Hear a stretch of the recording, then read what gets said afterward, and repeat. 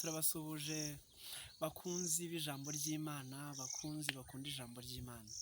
Ijambo ry'Imana ni ubuzima, ijambo ry'Imana niryo ryatubeshejeho, ijambo ry'Imana ni ubuzima bw'abizera.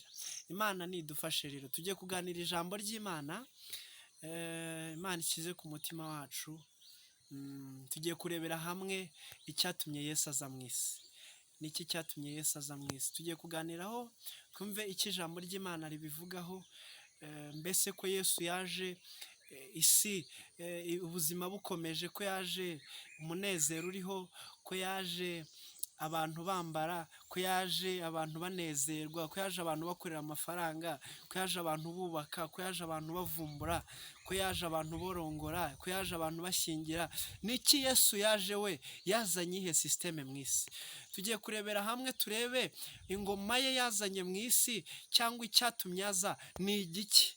Ni igiki yazaniye abagabo? Ni iki yazaniye abana? Ni iki yazaniye urubyiruko muri rusange? Ni iki yazaniye abasaza? Yesu yaje gukora iki? Yesu aza ibintu byari bikomeje, systeme yari iriho, abantu bari bameze nyine, isi yari, ubuzima bw'abantu bwari bukomeje. Ariko turebe mu myaka 33 Yesu aza, niki yazanye? Niki yazanye? Niki ese kirakomeje? Ikintu yazanye nyuma y'iyo myaka 30 n'imyaka kiracyakomeje. Niki yazanye mu gihe yamaze mu myaka 33 ari ku isi? Imana nidufashe. Ni ikintu Imana yagambiriye, ni ikintu yari yaragambiriye kugira ngo azatuzanire. Hanyuma tugiye kureba twumve icyo ijambo ry'Imana ritubwiraho. Reka dusome ijambo ry'Imana. Tugiye gusoma twumve icyo ijambo ry'Imana ritubwira. Tugiye gusoma hari ijambo Yesaya yanditse mu gitabo mu gice cyaho cya 61 umurongo waho wa mbere. Ariko bibaye byiza wasoma ukamanuka ukumva icyatumye Yesu aza. Yaramuhishuriwe, mbibwira ko uyu nguyu ni mu isezerano rya kera Yesu ataraza, ariko bagiye bamuhishurirwa mu buryo butandukanye. Yagiye bamuhishurirwa mu buryo butandukanye. Bibutse ko Yesu kumuvuga, Pawulo yaravuze ngo tumuvugaho agace. Ibintu bye byari byihariye. Yesu mu kuvuka kwe kwagize igisobanuro, mu rupfu rwe kwagize igisobanuro, mu kuzuka kwe byagize igisobanuro, no kuzagaruka kwe mu isi bifite igisobanuro. Imana nidufashe. Kuzuka kwe, kuvuka kwa Yesu Kristo kwabaye igisobanuro. Niho honyine inyenyeri zamanutse, niho abahanga bahagurutse bajya kureba umwana uvutse. Niwo wenyine waje akavukira ahantu hagayitse, yavukiye ahantu hagayitse, avuka ari umuntu uhigwa. Ukibaza umuntu uvukiye ahantu hagayitse, ariko ukibaza uburyo bamuhiga n'abami bakamanuka. Ni igisobanuro. Kuvuka kwe kwari gufite igisobanuro. Gupfa kwe ku musaraba, niwo muntu wenyine wavuze ngo yemwe abarushye n'abaremerewe, nimuze munsange ndabaruhura. Niwe gisobanuro. Nawe urupfu rwe rwari rufite igisobanuro. Akimara kuzuka ageze kumva, nawe hagize igisobanuro. Akimara kuvuka yaravuze ngo ni njyewe kuzuka, unyizera naho yaba yarapfuye azazuka. Ni ukuvuga yari afite proud y'ibintu avuga, kuko byo birihariye. We yari yihariye. Yesu kumuvuga arihariye, niyo mpamvu akwiriye kuvugwa. Imana nidufashe. Niwe mbaraga, kuko Satani yigeze kumusanga mu butayu, arangije aramugerageza ariko aramutsinda. Kubwo gutsinda rero yaranamudutsindiye. Ni ukuvuga yadutsindiye bwacu, aduhesha kuba abana b'Imana. Umwizeye ababaye umwana w'Imana. Ni ukuvuga muri we niho rufunguzo ryo kuba umwana w'Imana. Hanyuma ntabwo ari ibyo tugiye kuganira, ahubwo tugiye kureba n'icyo Yesu cyatumye aza mu by'ukuri. Yesu aza, ubuzima bwarakomezaga, ubuzima bwari buriho, ariko tugiye gusoma ijambo ry'Imana twumve muri make. Ni ukuvuga bike mu byamuzanye, kuko Yesu wamuvuga ni ibintu byinshi. Pawulo nk'uko twabivuze yaravuze ngo uyu nguyu tumuvugaho ibice. No mu banditsi bamwanditse, ba Petero, ba Yohana, ba Matayo, ba Luka, bari abanditsi bose, buri umwe wese yamwandikaga uko yamubonaga. Ntabwo ari uko hari bitaranditswe, hari n'ibitaranditswe byakwandika ngo ku nyandiko ngo ntibikwirweho, ariko umwe wese yamwandikaga muri make uko yagiye amubona. Rero nawe wamuvuga uko wamubonye, nanjye namuvuga uko wamubonye, ariko tugiye kurebera hamwe Yesu mu bintu bike byatumye Yesu aza. Imana nidufashe icyatumye Yesu aza mu buzima tutarasoma. Hari ibintu systeme yari iriho, hari ukuntu isi yari yubatse. Yesu rero azanye amafaranga, abakire ntibari kumwisangamo. Yaje kubwiriza abagwaneza, n'ubundi hari abagwaneza icyo gihe. Iyo aje kubwira abantu iby'icyubahiro, hari abari bubashywe. Rero ibyo ntabwo ari byo byazanye Yesu, kuko iyo ababwira ibyari bisanzwe muri systeme y'isi uko yari yubatse, ntabwo bari kumumenya. Ahubwo Yesu muri makeya yazanye ikintu kitari gisanzwe ku isi. Yazanye iby'isi itari ifite, yazanye ubutunzi isi itari itunze, yazanye iby'isi itari yarahishukiwe cyangwa itari yarahishuriwe Imana, cyangwa Kristo abizanira abantu kugira ngo babimenye. Imana nidufashe. Kadusome ijambo ry'Imana.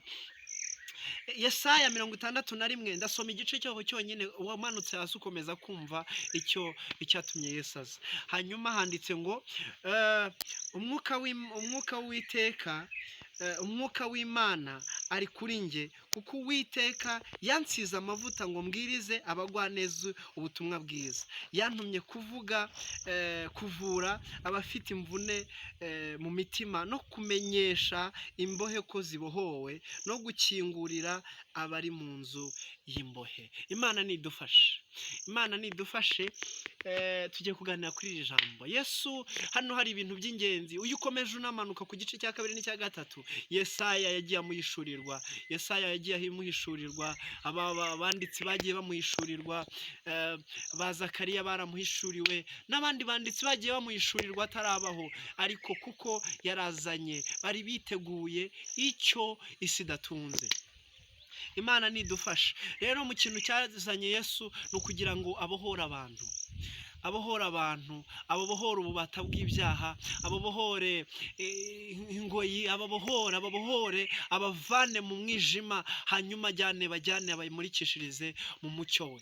Buri gihe Satani nta gihe azamurikira abantu, ahubwo abamurikishiriza mu mwijima, bagera imbere bagasitara. Ariko Yesu we ibyiza bye ni ukumurikira abantu. Umucyo iyo urimo nta gusitara. Yesu ni umucyo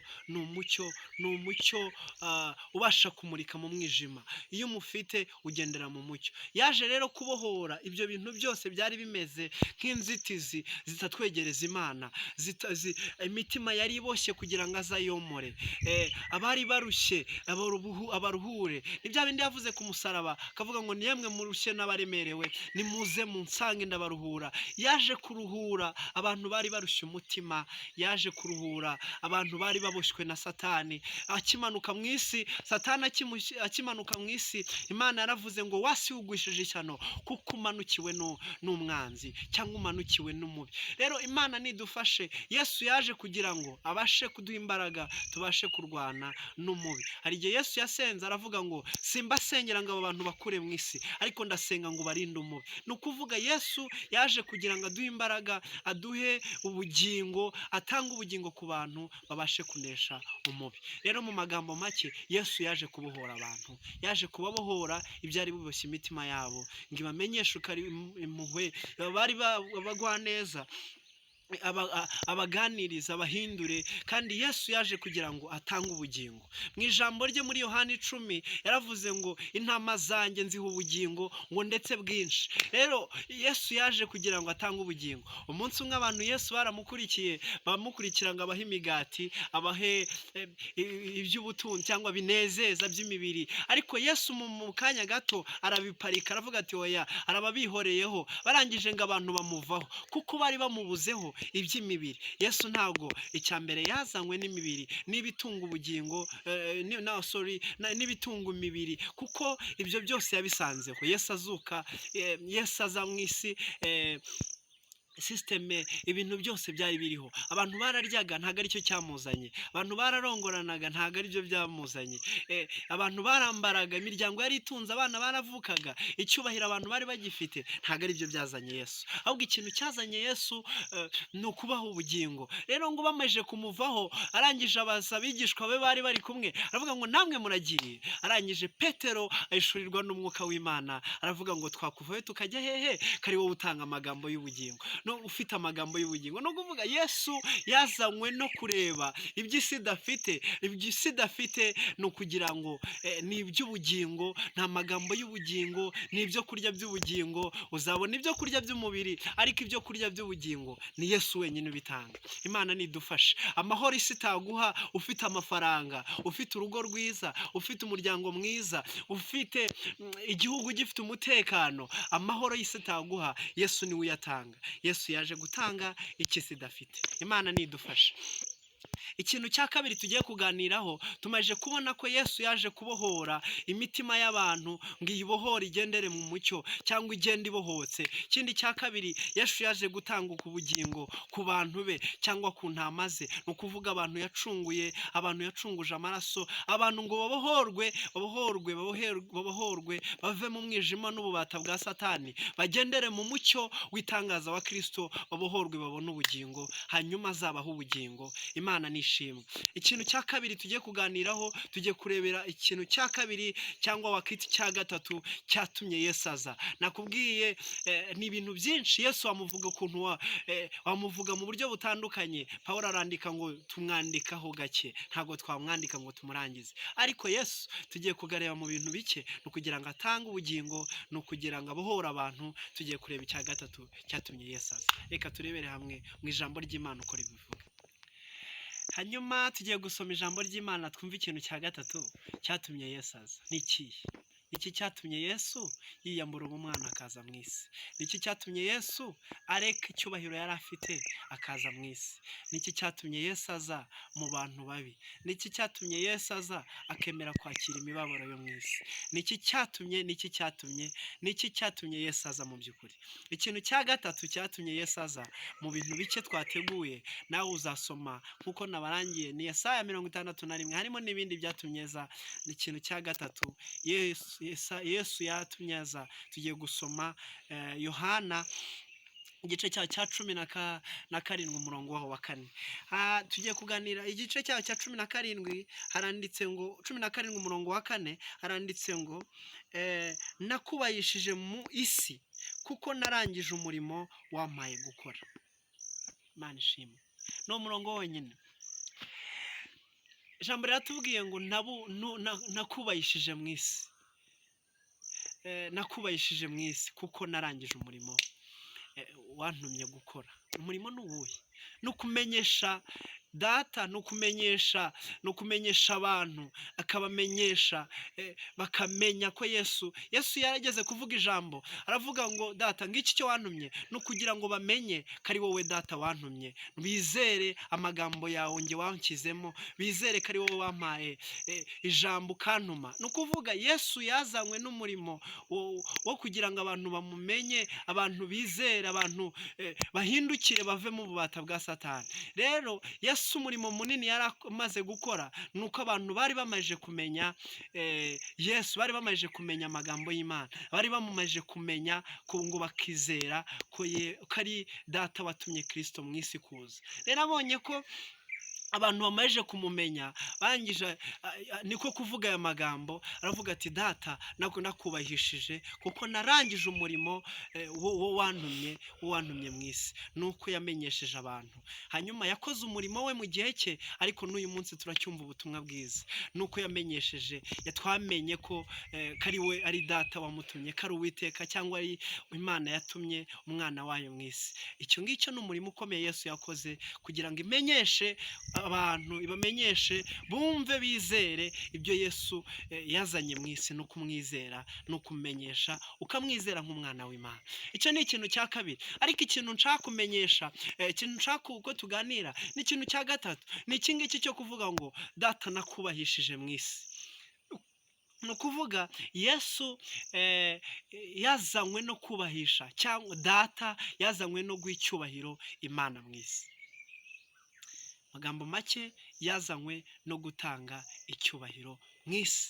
Amajije gutanga iby'isi idafite, amajije gutanga iby'isi muri sisiteme z'isi zitari zifite, muri gihe isi yari imaze idafite, yarangije yongeraho kubahisha Imana. Kubahisha Imana ni ikintu gikomeye. Sorry. Kubahisha Imana ni ikintu gikomeye.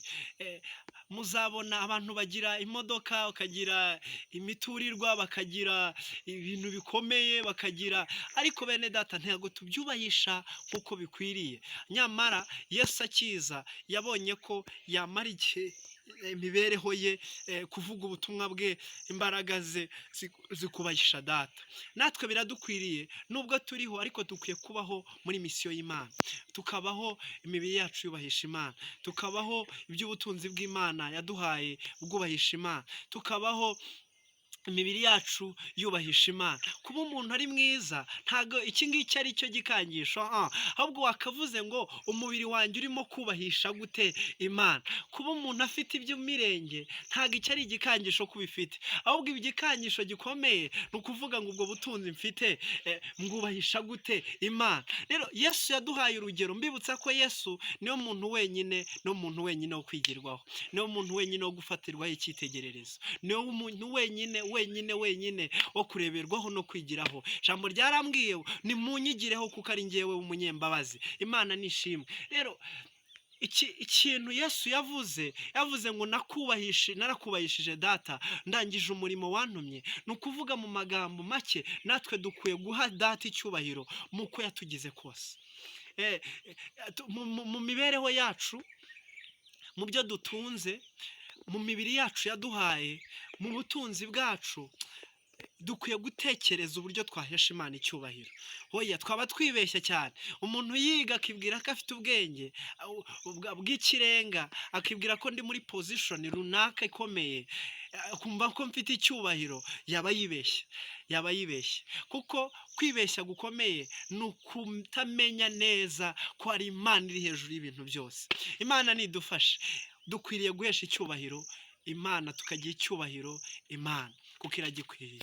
Rero ikintu gikomeye, dukwiye guhereza Imana icyubahiro tukagiha Imana kuko niyo igikwiriye. Umunsi umwe umugabo bita Nebukadinezari yigeze kuhanga guha Imana icyubahiro, ngo arimo atembera i Babuloni, ngo areba uburyo ahantu hubatse. Arangije kuhareba ngo uwo muntu ngarahareba cyane, ngo mu mutima we harazamuka. Yarangije kwicyubahiro ngo ngubu ubwami niyubakiye, ngo ngubu ahantu nuyubakiye. Wihesha icyubahiro mu mutima, ngo ikuzo rirazamuka. Ibyo bintu byabaye no kuri Herode, nawe ngo nuko birazamuka icyubahiro. Finally ngo yapfuye nk'inyo. Ariko uwo nguwo Imana yamugiriye ibambe Nebukadinezari, ngo iragenda ngo imara imyaka 7 yose ngo arisha nk'inka. Imana imuhe mwigishirizamo, avuyemo avuga ngo mbonye ko Imana ariyo kubahwa mu ngabo zo mu ijuru no mu isi. Imana niyo kubahwa. Rero dukwiye kubaha Imana bene da. Dukwiye kubaha Imana, tukayubahisha imibiri, tukayubahisha iby'ubutunzi, tukayubahisha ibyo dutunze. Buryo ufashije umuntu uba wubashye Imana. Iyo uciye bugufi ugasenga Imana uba uyubashye. Iyo wumvishe ko hari Imana iri hejuru ya byose, ugahora utinya icyaha, ukizera Kristo, naho ngaho uba wubashye Imana. Rero twubaha Imana nk'icyigisho cyiza Yesu yaduhaye. Hanyuma muzabona isi irakomeza kwirukanka, isi irimo kwirukanka cyane.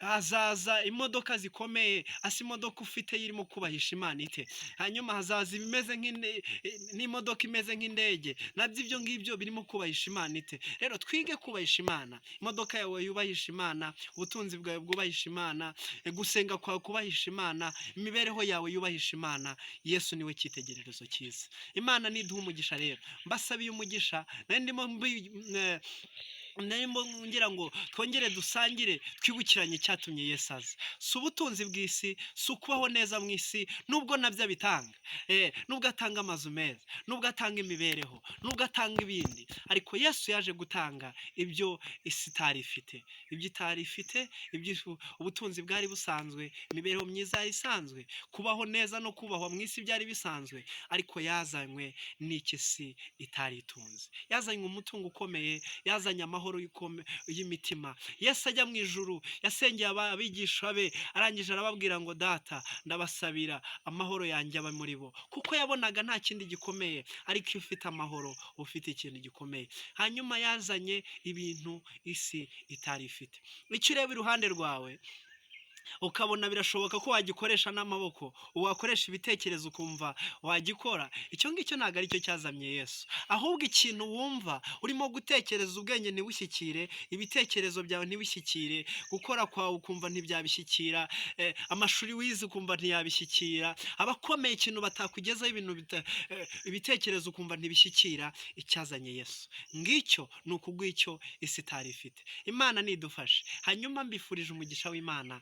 Imana ikomeze idufashe bakunzi b'ijambo ry'Imana, dukomeze kugendera mu nzira Imana ishaka. Nuko dukwiriye gukora, tukubaha icyo Kristo yaje, no kugira ngo amenyeshe abantu iby'isi idatunze, no kugira ngo ibashe kumamenyesha Imana, bahindukire baba abana b'Imana. Kuba umwana w'Imana ni ukwizera Yesu Kristo. Umwizera naho ngo yaba yarapfuye azabaho, kuko yatuzutse, yavuye mu gituro, ni muzima, yaragiye, yaravuze mu ijambo yavuze, arangije arandika muri 26 umurongo wa 28 Matayo, arangije aravuga ngo sinzigera njya ku giti cy'umuzabibu ntaricarana n'uwo nakunze, ntarabona umuntu nakunze. Bene da, Yesu arategereje, aracyafite amatsiko, n'abamarayika ngo bafite amatsiko yo kuzabona umugeni uvuye mu isi. Ni wowe ni njyewe nitwizera Kristo, tugakora ibyo Imana ishaka, nuko tuyubaha, tukumvira iby'amategeko yayo, tukumvira umwuka wayo, tukagendera mu bushake bwayo, tukumva icyo ishaka, tukayihesha icyubahiro mu byo dutunze, nuko turi n'ibyo dufite, n'ibyo dutekereza, imbaraga zacu. Mwibuke ijambo ry'Imana uko rivuga, itegeko risumba ayandi, ngo twubahishe Imana, ubwenge, imbaraga, ibyo dutunze, ibintu byose bikwiye kubaha Imana. Hanyuma dukunde bagenzi bacu nk'uko twikunda. Ibyo byose ni ukubaha Imana, bizaduhesha ingororano nitwizera Kristo. Niwe shingiro ryo kwizera, niwe banze byose. Imana nidufashe. Mbifurije umugisha w'Imana. Mwakoze cyane kugira ngo dusangire ijambo ry'Imana, dukomeze tugendere mu mucyo w'itangaza wa Kristo. Nyuma y'ubu buzima bw'uyu mubiri hari ubundi buzima Yesu azaza gutwara abantu be. Imana nidufashe, komeze twuzuzwe, dukunde ijambo ry'Imana. N'ubuzima niryaturemye, ryo ryatubeshejeho kuyizera, ukizera umwana wayo, nibwo funguzo rwo kubaho. Imana nidufashe, Imana niduha umugisha muri byose, dukunde ijambo ry'Imana, turyizere. Mbifurije umugisha w'Imana. Umwami Imana akomeze abane namwe. Ciao.